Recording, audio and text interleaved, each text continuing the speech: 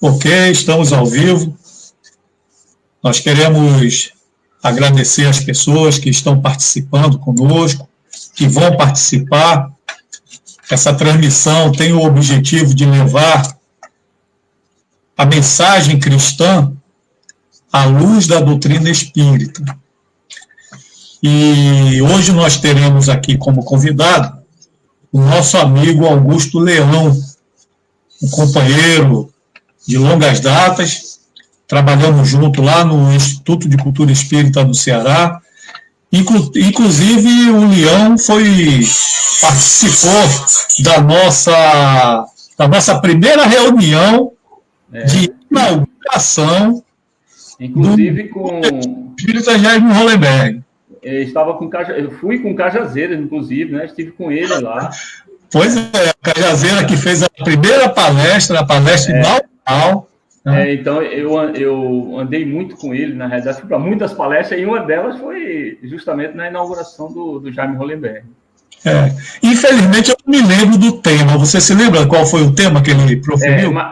Quem fez o tema também foi uma mulher, eu não lembro o nome dela. Dona Graça, lá do Lar Fabiano de Cristo. Agora o tema dele, não lembro. O tema da Dona Graça eu estou lembrado, porque ela falou sobre o Jaime Hollenberg, que é o nosso patrono. Né? Então, ela falou sobre o Lar Fabiano de Cristo e sobre Jaime Hollenberg. Então, esse aí eu me lembro muito bem. Agora... Eu acredito, Acioli, que o tema do Cajazeira foi sobre a casa, sobre o centro espírita. Pronto! Ele foi falar sobre a importância do centro espírita, da casa espírita, e foi isso que ele falou justamente sobre esse início do trabalho que estava sendo desenvolvido ali no Jaime Hollenberg. Pois é. A nossa casa vai fazer esse ano 19 anos, em novembro agora. 17 de novembro estará fazendo 19 anos. Ou seja, foi em 2002, janeiro de 2002, que nós fizemos a reunião de inauguração da nossa Casa Espírita. Pois é. Eu tenho esse privilégio de ter participado disso aí, estava lá. Pois é. Então, inclusive, eu gostaria até de aproveitar a oportunidade, né, tendo em vista que o nosso amigo Cajazeiras, Francisco de Assis Carvalho Cajazeiras, né, retornou para a pátria espiritual agora no último dia 13 de maio. Então, com certeza, o nosso amigo cumpriu uma etapa importante aqui, né, conosco, e com certeza já está se preparando no mundo espiritual para continuar nessa labuta, né? Tão importante. Conhecendo ele como eu conhecia, eu acho que o mais rápido possível já deve estar na atividade, e como ele sempre muito envolvido com a causa, com o movimento espírita. Eu acho que ele não vai dar muito descanso, não, viu? Leão. Inclusive, eu estava conversando com uma amiga lá do Instituto, falando sobre isso, né? Com saudade, como é que vai. Aí eu falei assim, olha, eu tenho a intuição de que muito em breve o nosso amigo Cajazeiras estará trabalhando pela casa, que ele tanto adorou, né? Que é o Instituto de Cultura Espírita, e também pela causa. Pela causa espírita. Então vai ser um grande divulgador da doutrina espírita. O Cajazeira é genuíno no conhecimento espírita, né? Eu acho que uma das maiores medidas da doutrina espírita no momento atual. Eu tenho essa certeza. Eu acho que não estou nem levantando conjecturas, não. Eu tenho certeza dele, desse título, né? Do lutador, do batalhador, da fidelidade doutrinária, que muitos não compreendiam, e a gente que convivia com ele sabe disso, né? E olha, eu vou te dizer uma coisa, viu, Leão? Antes de nós fundarmos o nosso grupo, o Grupo de Estudos Espírita Jaime Hollenberg, eu já frequentava o ICE. Eu já ia lá no ICE esporadicamente, não era com uma frequência muito grande. E eu posso te dizer com toda certeza e com toda sinceridade que o nosso grupo, o Jaime Hollenberg, tem a digital do Instituto de Cultura Espírita, viu? Inclusive... Nossas atividades, tudo baseada no Instituto. Saíamos do Instituto para fazer palestra lá no Jaime Hollenberg. Era a extensão, né, do Instituto. Pois é. Quando a gente não estava no ICE, estava no Jaime Hollenberg fazendo um tema, semanalmente, um ou outro, né? Pois é. Inclusive, as atividades do Jaime Hollenberg não coincidem com as atividades do ICE, né? Eu até brinco com você, né? Digo, olha, não bota a atividade do dia do ICE, não, para não chocar. Não dá. Senão não dá para o pessoal participar, né? Você lembra que eu sempre falo isso, né? Olha, não bota para não chocar. Pois é, rapaz. E hoje também, rapaz, nós recebemos a notícia da desencarnação do filho do nosso patrono, o João Lima Neto, filho do coronel Jaime Hollenberg, o nosso patrono. Então, ele desencarnou nessa madrugada de infarto. Esse aí é a primeira notícia que eu estou recebendo. Inclusive, eu recebi, via WhatsApp, uma mensagem de agradecimento pela participação dele na vida aqui entre nós aqui na Terra. Eu gostaria até de ler antes, vai servir até como a nossa oração, para que a gente possa iniciar a nossa atividade, que vai ser a parábola do bom samaritano, que vai ser desenvolvida pelo nosso amigo Leão. Então, para homenagear também esse nosso amigo, que tivemos o prazer, a satisfação de conhecê-lo lá no Rio de Janeiro, no Lar Fabiano de Cristo, e com certeza essa homenagem faz justiça pela sua atividade aqui na Terra e pelo Lar Fabiano de Cristo. A mensagem inicia com um trecho de umas palavras de Carlos Torres Pastorino, no livro Minutos de Sabedoria, a página 266. E esse trecho da mensagem diz o seguinte: enquanto dispuser de tempo nesta terra, dirija seus passos para o bem.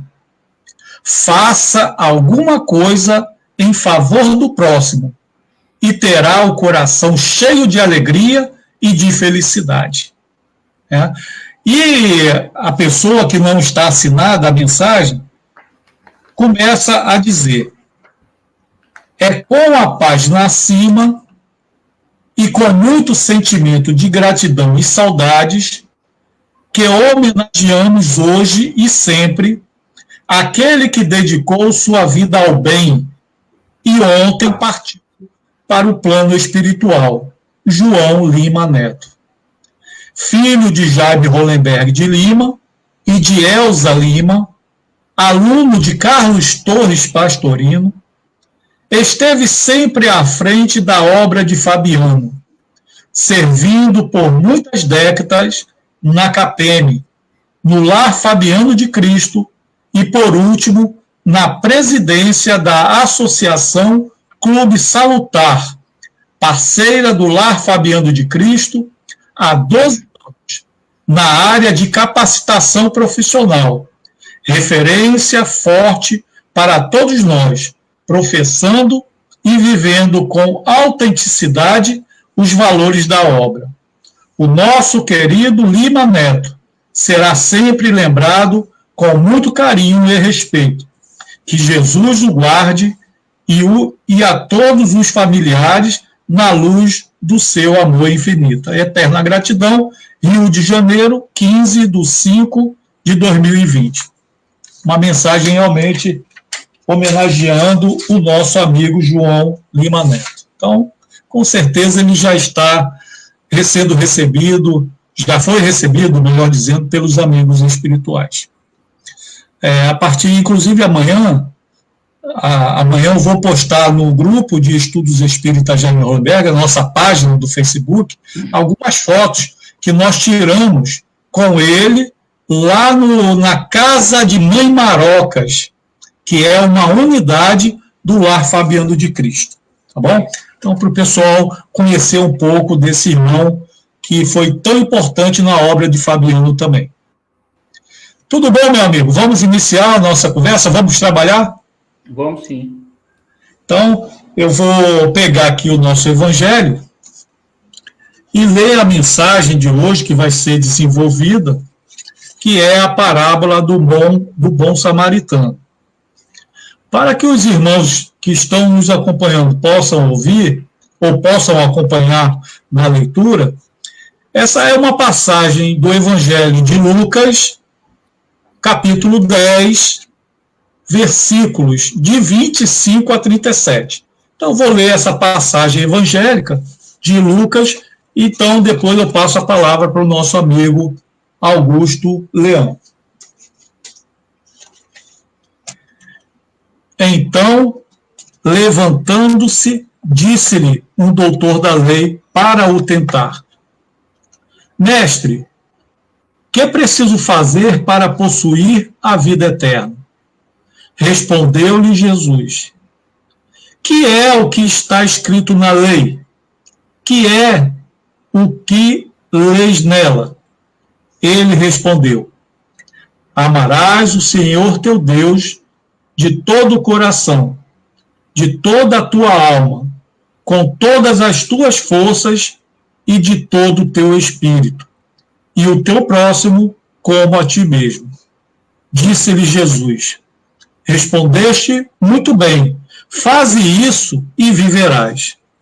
Mas o homem, querendo parecer que era um justo, disse a Jesus: Quem é o meu próximo?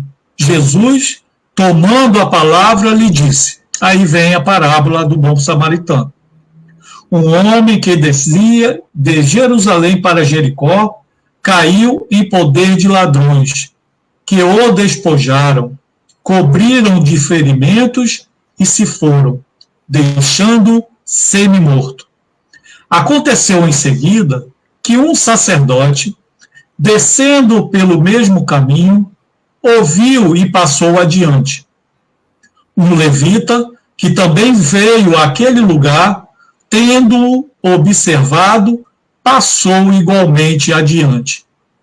Mas um samaritano, que viajava, chegando ao lugar onde jazia aquele homem, e tendo-o visto, foi tocado de compaixão. Aproximou-se dele, deitou-lhe óleo e vinho nas feridas e as pinçou.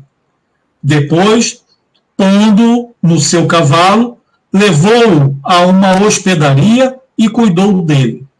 No dia seguinte, tirou 2 denários e os deu ao hospedeiro, dizendo: Trata muito bem deste homem, e tudo o que despenderes a mais, eu te pagarei quando regressar.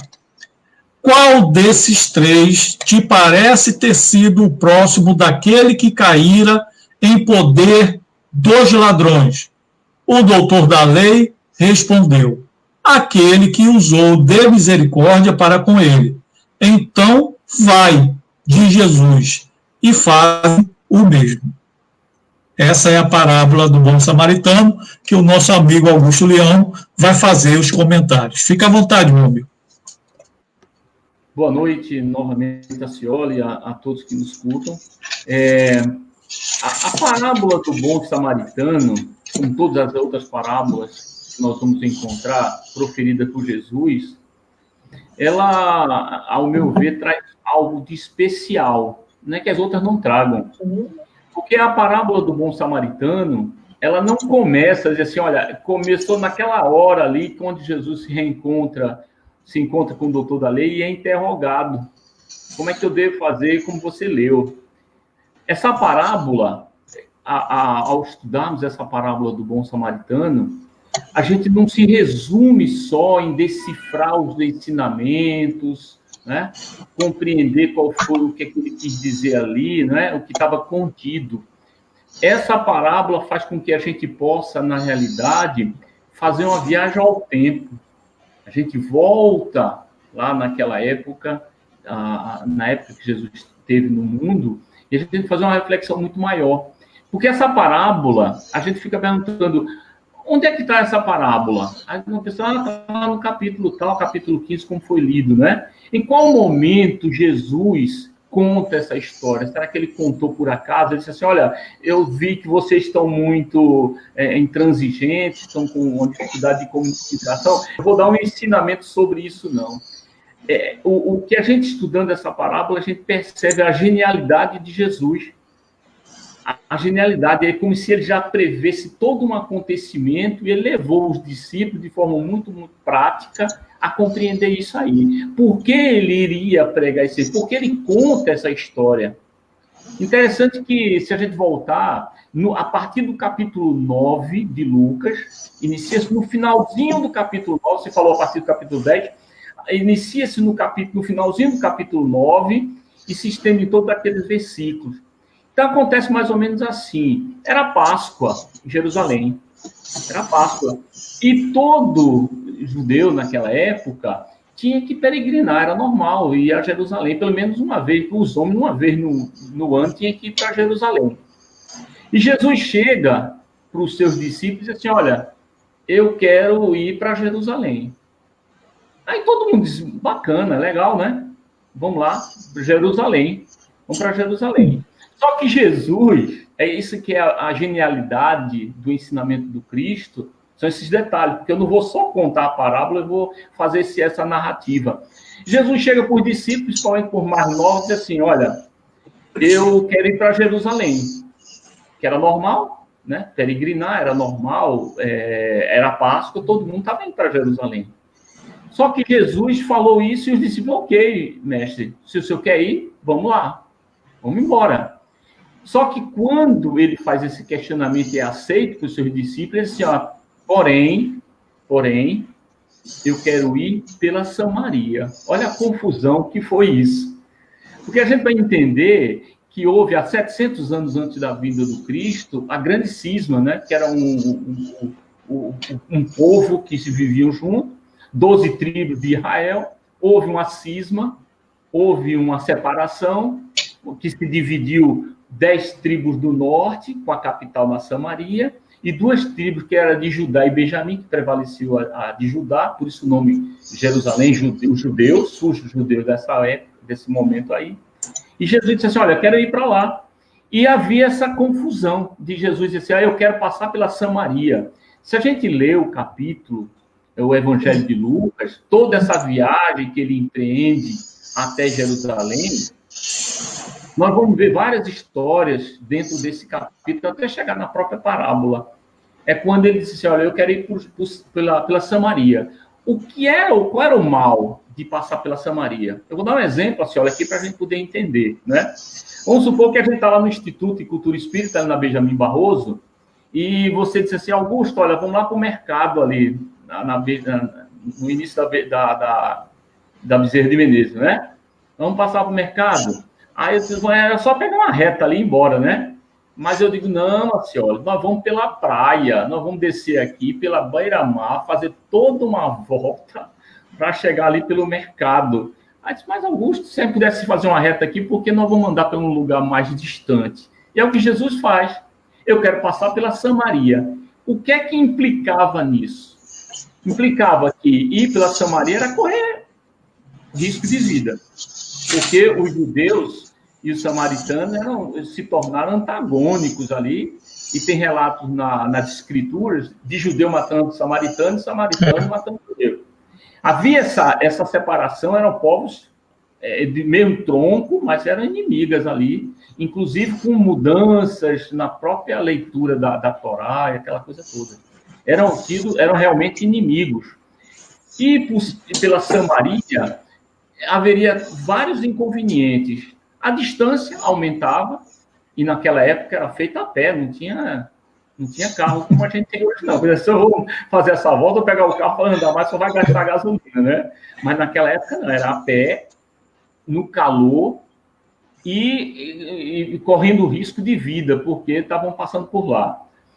Conta, né, e nós vamos encontrar também nessa passagem, que João, o mais novo, disse assim, mestre, eu vou lá na Samaria, para ver, porque era costume na época dar hospedagem aos peregrinos, né? Era normal. Um peregrino passava numa rua, passava numa cidade, todos, vem para cá, eu vou te dar hospedagem, vou te dar alimentação, e era bacana, isso acontecia. João vai para Samaria para ver o que é que ele tem como resposta. Ninguém vai dar hospedagem para ninguém aqui, não. Vocês vão passar, vão correr o risco de serem assaltados, vilipendiados, vão andar mais, ninguém vai dormir em canto nenhum, e a viagem até Jerusalém se tornaria muito maior, mais cansativa e correndo perigo. João volta e diz, mestre, olha, a coisa para aquele lado ficou ruim, ninguém vai oferecer para a gente hospedagem, não. Mas Jesus disse, eu quero passar pela Samaria. E os discípulos disseram, tá bom, mestre, vamos lá, vamos pegar o caminho. E fizeram isso aí. Inclusive, nessa passagem do próprio Evangelho de Lucas, nós vamos ver outras passagens como... nós vamos ver ali o diálogo de Jesus com a samaritana, né? Os 9 leprosos, naquela coisa lá. Então, eles vão encontrar, o evangelho continua ali, mas é justamente nessa viagem que Jesus faz até a Samaria, até a Jerusalém, passando pela Samaria. Então, você vê que eram dois povos antagônicos, e é algo interessante. Os samaritanos construíram um templo próprio. Na época, eles não iam para Jerusalém, para o templo em Jerusalém, não. Eles iam para o seu próprio templo. Eram tão separados que os judeus tinham o Monte Sinai, que eles acreditavam naquela época que Deus se apresentava ali. Então, eles tinham o Monte Sinai, os judeus iam subir o Monte Sinai. Os samaritanos iam para o Monte Gerazim, eles iam para o monte deles para encontrar Jesus. Tinha o seu próprio templo na Samaria. Então, veja que era tudo separado. O judeu não ia para Samaria, nem samaritano ia para Jerusalém, andavam por lá, porque corriam o risco de quê? De serem mortos, né? Então, isso é algo bem interessante para a gente ver a genialidade do ensinamento de Jesus. Ele coloca toda uma dificuldade de uma viagem para ir até Jerusalém, para realmente chegar lá, e quando eles chegam em Jerusalém, veja que tudo já aconteceu, né? Toda a dificuldade, andaram muito, já estavam cansados, não dormiram, com fome, sede, passaram perigo e chegam em Jerusalém. Quando eles se defrontam, chegam em Jerusalém, o que é que acontece? Jerusalém estava cheia de gente, né? Porque era Páscoa. Quando eles chegam lá cansados, com fome, com sede, com toda a diversidade, eles são recebidos pelo doutor da lei. E o doutor da lei, o que é que faz? Faz uma pergunta, né, capciosa, para colocar Jesus em uma situação difícil.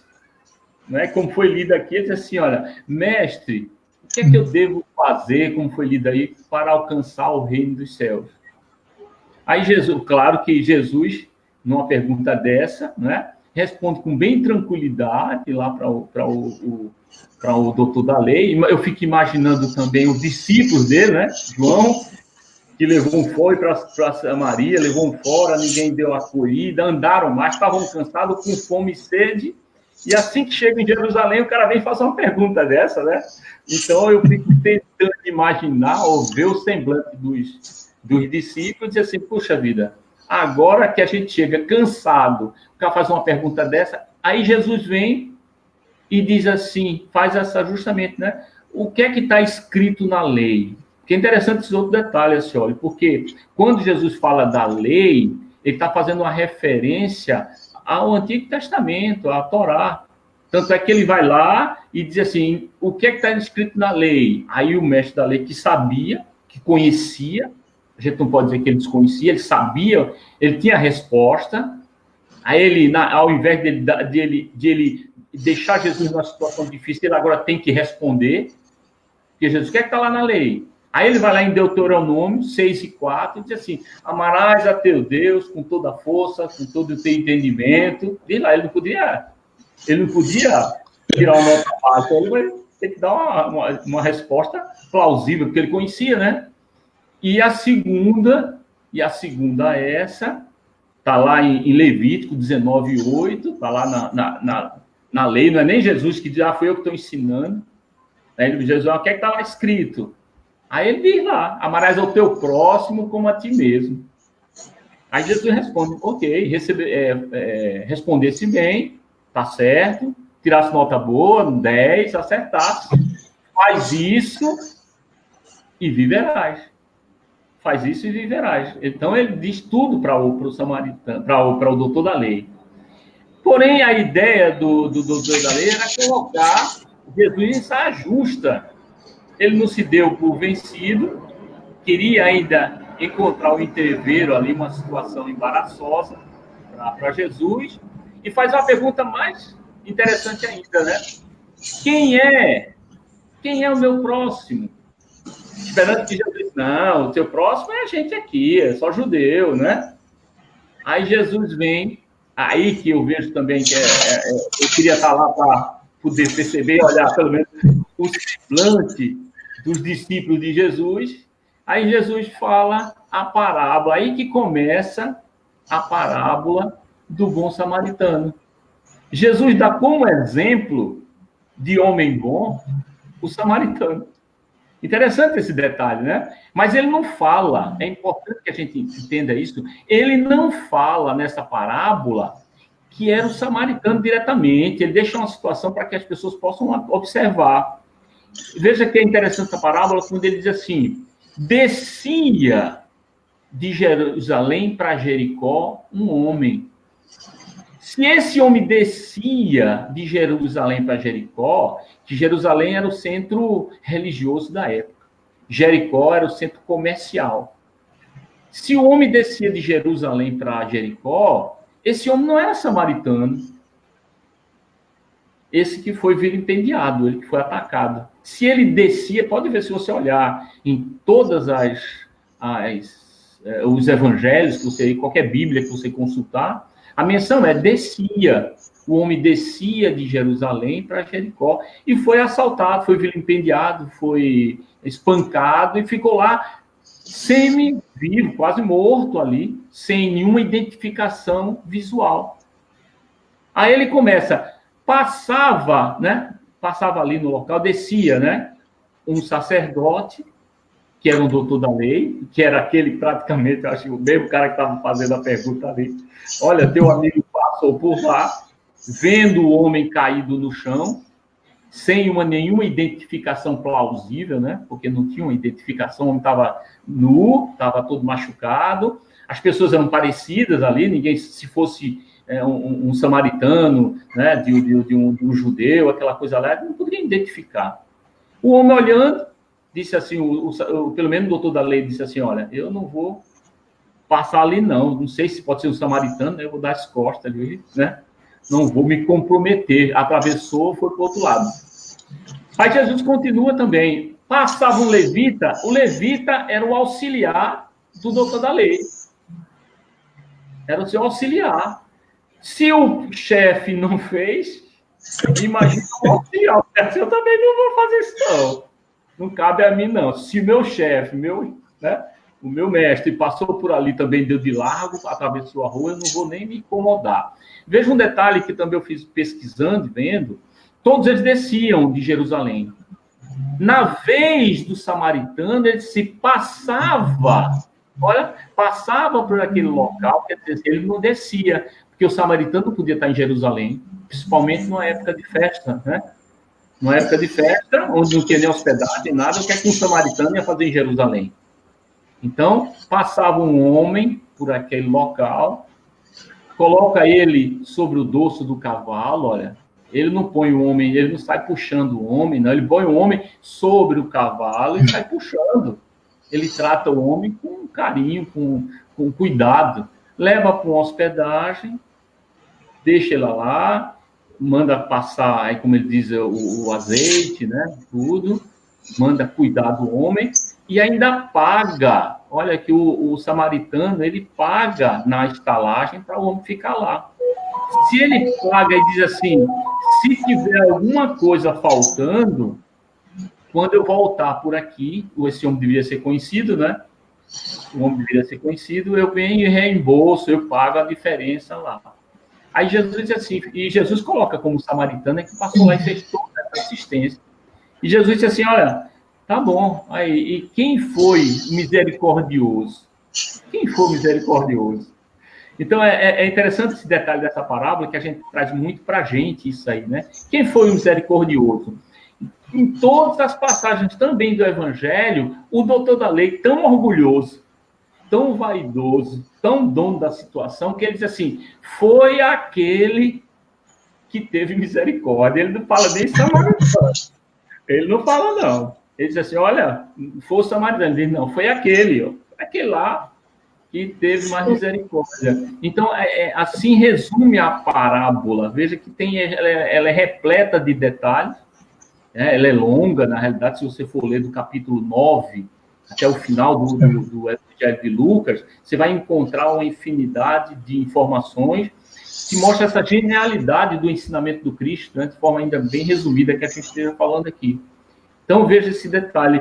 Jesus deixa os discípulos, mostra para eles, já prevendo, ele antecipava todo momento, impõe que se passe pela Samaria, para deixar algo muito claro, muito preciso, a questão da caridade, porque a caridade não tem essa marca. A caridade, porque nós vamos encontrar esses conflitos, né, essas convenções sociais que dificultam a nossa prática da caridade. Ela é condicional, né? Quando nós fazemos, normalmente, a nossa caridade ela é muito condicional. Se a gente for falar sobre caridade, a gente vai passar um tempão enorme fazendo uma relação com isso, que nós colocamos condições para fazer algo, né? E nessa passagem do bom samaritano, Jesus deixa muito claro isso, que não há uma bandeira, não há um código, não há uma sociedade, não há um povo, não há um momento, não há uma religião para que se possa realmente ter uma ação caritativa, para que possa ter uma demonstração de amor ao próximo de forma muito mais genuína, muito mais natural, que foi o exemplo que Jesus trouxe, que Jesus deu com relação ao bom samaritano, que era tido para o povo judeu naquela época como herege, como pessoas de má conduta, pessoas ruins, tanto que a gente vai ver, e até aconselho que quem estiver ouvindo, que faça essa pesquisa, pega a Bíblia lá e vai ler toda essa passagem que está a partir do capítulo 9, o finalzinho do capítulo 9 de Lucas, até o final, porque desse momento, logo em seguida, que Jesus é crucificado, que encerra a passagem física, né, material de Jesus no mundo. Então é interessante que a gente possa ver essa parábola como algo assim muito mais interessante, com muito mais profundidade, para que a gente possa utilizá-los. É interessante, a gente volta daquela época para os nossos dias, né? Normalmente a gente se coloca como rótulo de bondade, né? Eu até puxo essa sardinha para o nosso lado, né? Eu conto uma história interessante, assim, olha, que eu trabalhava aqui em Fortaleza, aqui na Aldeota, e que eu era o único espírita. Muita gente, um monte de gente lá. Então, um monte de gente. E no dia do final de ano, do amigo secreto, as meninas lá estavam numa confusão, numa briga, tal, era tudo mais novo, o pessoal bem mais novo do que eu. Tal. Eu cheguei, gente, vamos parar. Aí teve uma que olhou para mim e fez assim, saia daqui que você é espírita, você é muito bonzinho, vai lá para dentro. Como se eu fosse algo especial, que na realidade de especial não tinha nada, né? Não tinha nós não temos esse título, nós não carregamos isso, né? O que vai pesar são as nossas atitudes, a nossa reflexão. Deixamos muito para trás a questão da nossa ação caritativa, né? De fazer o bem sem olhar quem, sem olhar o título, nem que seja cobrado por aquilo, né? Nós cobramos muito disso das pessoas. A gente fica muito nessa como a gente pode dizer assim, nessa busca, né, do ter feito, da indicação que eu fiz, que eu tenho um trabalho sobre isso, que eu faço isso, que eu tenha dado uma assistência àquela pessoa. Na realidade, nós temos muito ainda que trabalhar e observar com mais ênfase a questão dessa passagem, dessa própria passagem que Jesus nos traz como uma proposta, né, de reflexão. Eu acho mais uma proposta de reflexão, porque a própria mudança ela vai se dando através dos atos, não do próprio conhecimento, mas das mudanças de comportamento, da análise, compreendendo que o tempo vai passando e a gente tem que amadurecer para que possamos dar bons frutos, né? Então, assim, olha, a princípio, né, essa é uma visão da parábola que eu queria contar para vocês. A gente pode se estender, falar um pouco mais sobre a caridade, que ela está relacionada com essa ação. Então, eu deixo até para você, se você quiser comentar mais alguma coisa ou fazer alguma análise. Poderia falar mais sobre isso. Nós temos algumas pessoas aqui que estão participando e tem uma pergunta que vai coincidir com esse finalzinho que você está falando, que é a pergunta da nossa amiga Marta Marques. É lá do Instituto, você deve conhecer. A Martinha, conhece? Martinha, né? Pronto. Aí ela pergunta aqui, qual a maior caridade que podemos fazer ao próximo? Essa pergunta que ela fez. Eu gosto dessa pergunta, sabe? Porque já fui tocado, aliás, já me fizeram muito essa pergunta também, e eu faço para mim mesmo. Né? Qual seria a maior caridade que a gente poderia fazer para o próximo? Eu acho, pelo menos assim, o início para que a gente possa fazer uma boa caridade, a primeira caridade é com a gente mesmo. Né? É a gente compreender o sentido dessa prestação, desse fazer pelo próximo. Né? Porque assim, isso não existe uma quantidade material, existe uma quantidade material, existe uma ação nossa. Muitas das vezes, uma simples prece por uma pessoa, aos nossos olhos, pode ser algo irrelevante, mas que pode ter um efeito muito maior. Eu posso até fazer uma caridade material muito grande para uma pessoa e não ter nenhum significado, não ter nenhum peso. Então, quando eu falo, primeiro a gente tem que ter essa caridade com a gente, é entendermos como podemos ser mais proativos nesse sentido. Uma vibração, uma palavra amiga, um carinho, dizer, olha, eu estou junto com você, não posso fazer nada, mas eu estou juntinho com você aqui, eu sou solidário com você. Eu até respondia para a Marta o seguinte, uma vez eu fui voluntário do Hospital São José aqui, e por 3 horas da manhã eu era voluntário, estava lá, era Girassol, e tinha um rapaz numa enfermaria com hepatite, sentindo muita dor. Ele sentia muitas dores. E estava lá na enfermaria. Nós já tínhamos pedido tudo, medicamento, não tinha mais o que fazer por ele. E de frente, porta a porta, eu tinha um rapaz sentado na cama. E eu cheguei para ele e disse assim, você quer que eu feche a porta para não lhe incomodar? Ele disse assim, não, Girassol, não feche não. Feche não. E ele estava sentado no escuro, disse assim, eu sou solidário com ele.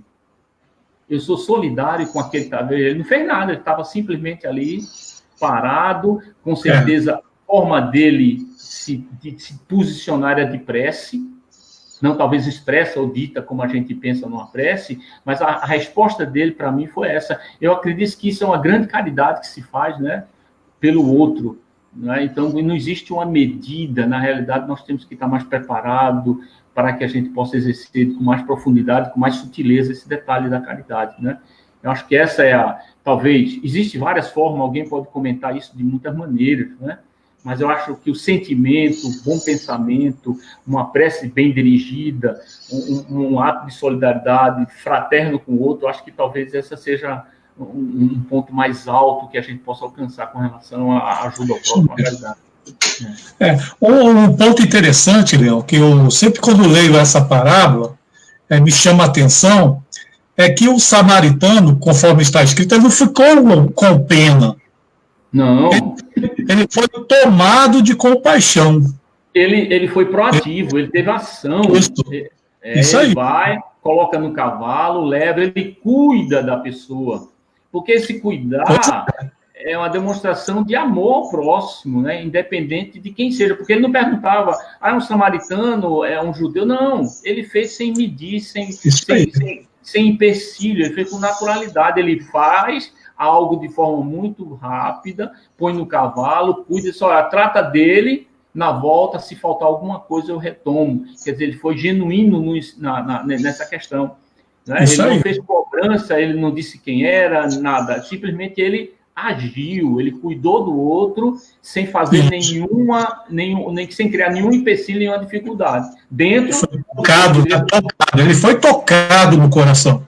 Ele fez de forma natural, genuína, eu vejo da forma genuína, porque ele não esperou que ninguém visse, que ninguém falasse, nada. Ele simplesmente foi lá e resolveu o problema de forma equilibrada, natural e, sem sombra de dúvida, demonstrando amor ao próximo de forma natural. Ele foi lá e cuidou. Talvez seja essa também a maior caridade. Ele fez de forma muito natural, ele socorreu aquela pessoa que precisava de ajuda. Ele não colocou obstáculos, não houve obstáculo para ele. Né? Leão, tem aqui um amigo, não sei se você vai conhecer, Cleison Matos, conhece? Cleison, sim. O Cleison? Do Joana de Ângeles, não é isso? Pois Olha, só faltou dizer a tua idade aqui, viu? Eu estou ficando velho, mas a mente ainda funciona, viu? Pois ele diz aqui, boa noite, assisti muitas palestras do Augusto Leão, lá do Centro Espírita Joana de Ângeles. Eu tenho muito amor pelo Joana de Ângeles. Quando comecei no Espiritismo, aprendi muito com ele. Você já está ficando usado, né, meu amigo? Tem o Marcos lá, tem também...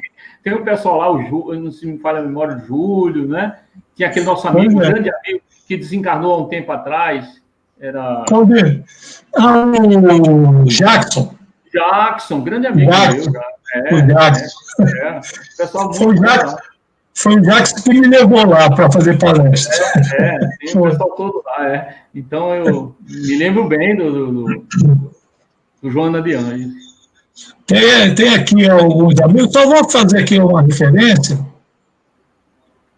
Tem aqui o nosso amigo, a maioria aqui estão de boa noite. Nós temos um Luiz Ivanildo que está dizendo que a caridade material é mais fácil, mas também necessária. Sem sombra de dúvida. Veja que a parábola do bom samaritano, ele cuidou materialmente do homem, mas não deixou de ter uma ação... De uma ação sentimental, de cuidado, de atenção, daquilo, né? Mas a caridade material é mais fácil, é fácil da pessoa fazer aquilo. Muitas das vezes até nem é uma caridade, mas uma questão filantrópica, ou o cara às vezes usa do material para poder se livrar daquela ação, daquela coisa, ou mostrar que fez, né? Então, o sentimento deve existir. É isso que nós devemos construir na gente, esse sentimento. É o sentimento que deve fazer. Deixa eu falar aqui, tem um amigo aqui também, tem o Cristiano Pereira, lá do IS, também dando boa noite. Rapaz, tem uma surpresa aqui, um amigo de infância, rapaz. De infância, meu amigo de infância, Sérgio Vieira. Rapaz, lá do Parque Fluminense, meu amigo lá do Parque Fluminense, no Rio de Janeiro. Coisa boa, né? Está aqui, ele participando, dizendo que realmente o que a mão esquerda dá, a direita não precisa saber.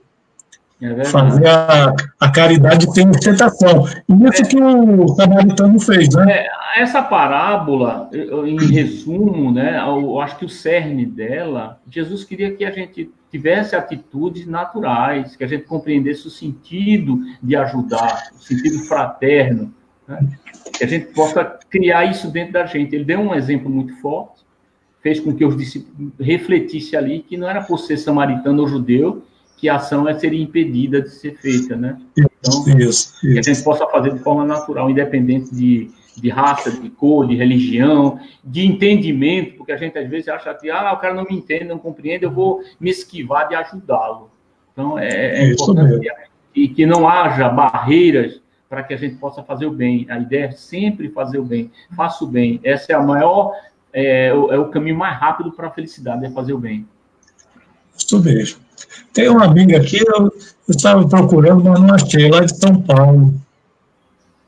Mas ela não fez pergunta, não. Ela só deu um abraço, mandou uma boa noite para todos.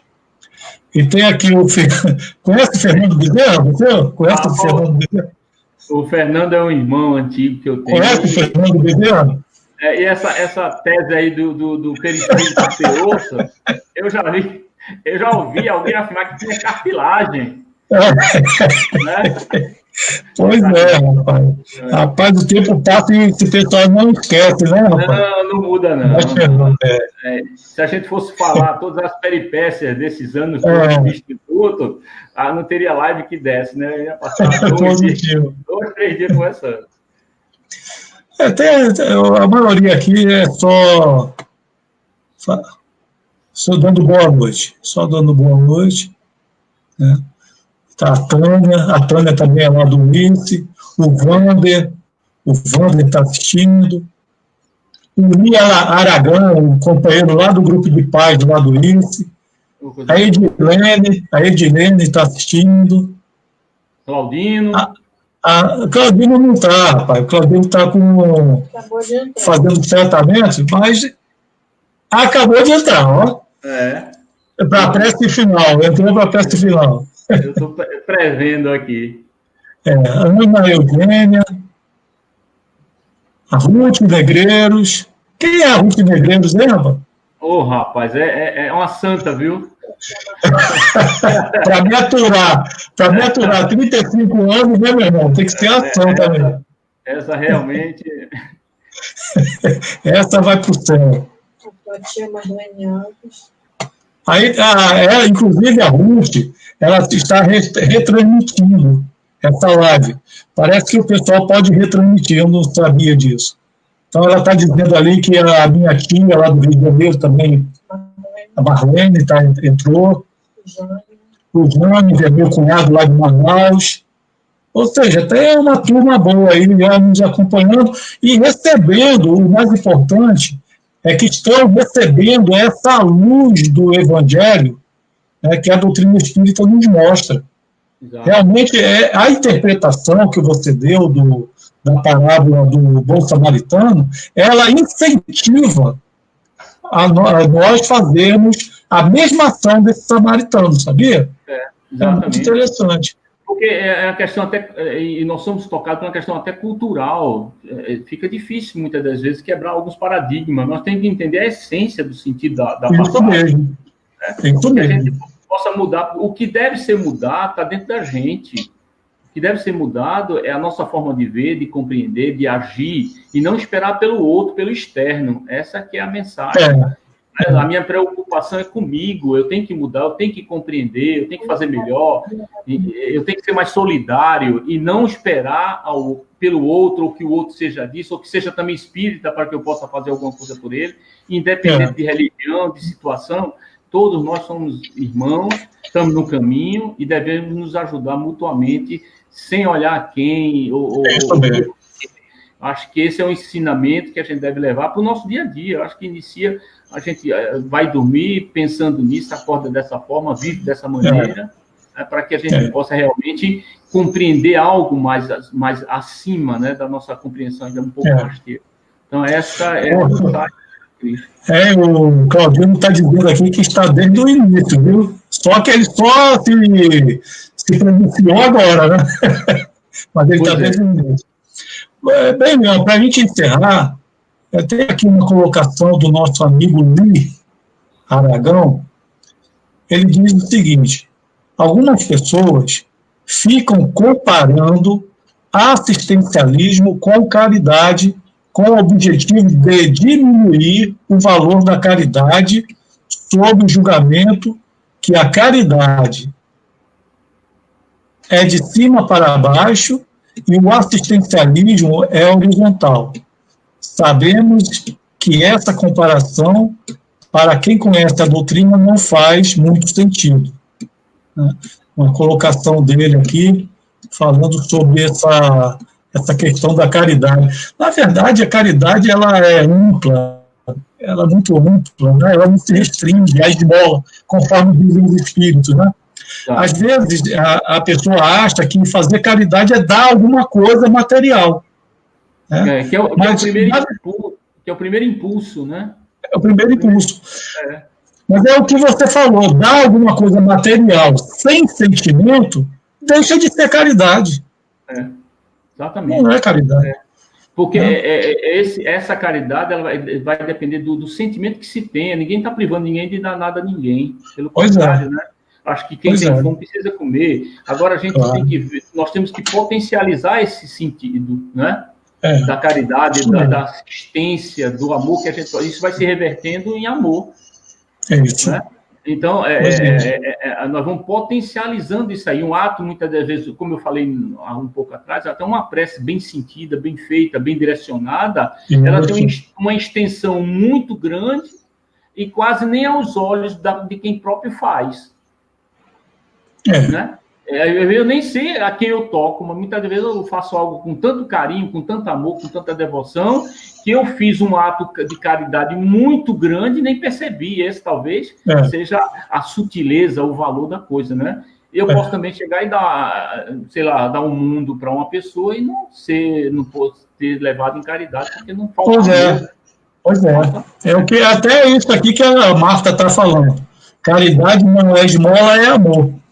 Tem que ser dada feita com amor.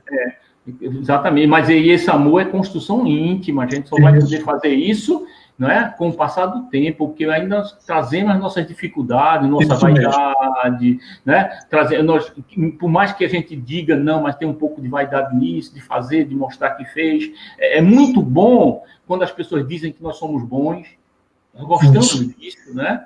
Mas não é essa medida não é nossa, nós não temos que estar preocupados com a medida humana, e sim com a nossa ação e procurar mudar intimamente e potencializar isso intimamente. Não preciso estar mostrando para ninguém que fiz. Essa medida vem do alto, vem de Deus. Isso mesmo.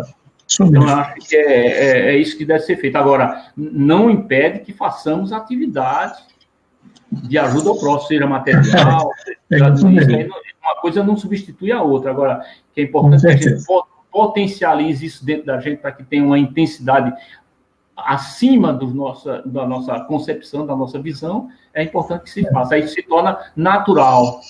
Né? Um aperto de mão, um sorriso, um pensamento tem um efeito enorme que a gente ainda não tem esse domínio. Eu acredito que com o passar do tempo a gente consegue. Tá ok, então, meu amigo. A gente já está com 52 minutos, né, de live. O tempo passou rápido, sinceramente, eu não percebi esse tempo. Agora que eu estou olhando aqui o tempo aqui, que realmente se prolongou um pouco, né? Mas foi muito satisfatório. Aí eu até peço desculpa, porque aí eu fiquei falando muito. Não, depois eu converso contigo em off. Tá certo, tá bem.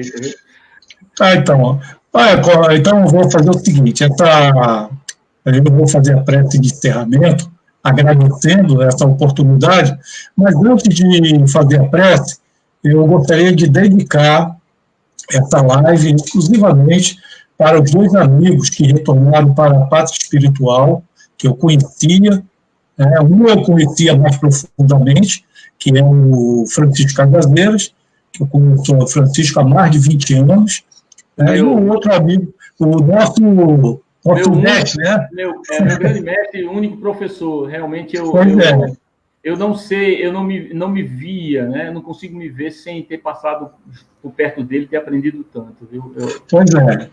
Então, dedicamos a ele essa live e ao nosso amigo, o João Lima Neto, que é o filho do nosso patrono, do grupo Coronel Jaime Hollenberg de Lima, e com certeza os dois já foram recebidos com carinho e muita atenção dos amigos espirituais. E logo estarão conosco aí nas atividades do mundo espiritual e a gente aqui no mundo físico, né?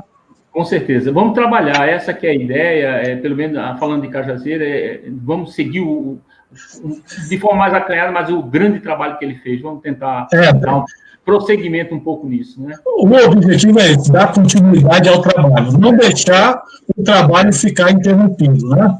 E com a fidelidade que ele tinha, senhor. Com certeza.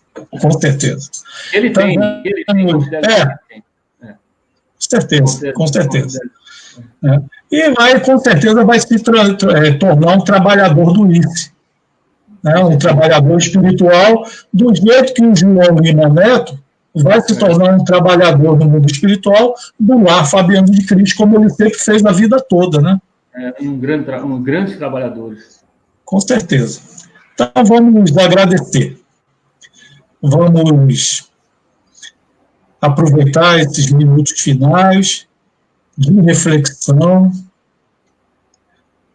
e vamos instalar a paz nos nossos corações para podermos seguir de forma leal os ensinamentos de Jesus. Que esses ensinamentos cristãos possam iluminar as nossas mentes, que esses ensinamentos possam fortalecer a nossa vontade de praticar o bem, que esses ensinamentos trazidos pelo Cristo possam fortalecer os nossos espíritos para caminharmos bem na estrada do progresso, neste mundo que ainda se encontra na categoria de expiações e provas. E nesse momento, Senhor Jesus, rogamos as tuas bênçãos a todos nós que estamos aqui assistindo a essa transmissão, como também, Senhor, a todos os lares dos nossos amigos, dos nossos parentes, das pessoas desconhecidas, ou seja, Senhor, abençoe todo o nosso planeta Terra, tão necessitado da sua bênção. Fique conosco, Senhor Jesus, hoje e por todo sempre, que assim seja, Senhor. Tá bom, meu amigo. Então, uma boa noite a todos. Um grande abraço a todos. Eu peço aos amigos que estão nos acompanhando que façam a divulgação para que, quanto mais pessoas puderem ouvir essa mensagem espírita, com certeza o alívio vai ser irradiado com mais facilidade. Tá bom? Com certeza. Tá bom, então. Um abraço a todos e até sexta-feira que vem. Combinado.